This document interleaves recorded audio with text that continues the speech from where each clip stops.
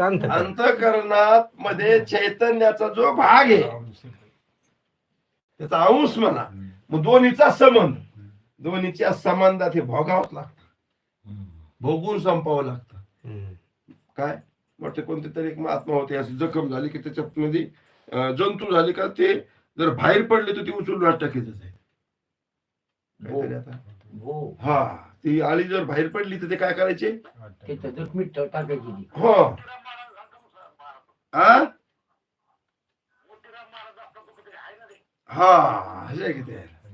ते काहून ते जर असे अकाउंट टाकले म्हणले की ते म्हणायचे ते जर भोग राहिले आपले पुन्हा त्याच्यासाठी जन्म घ्यायला.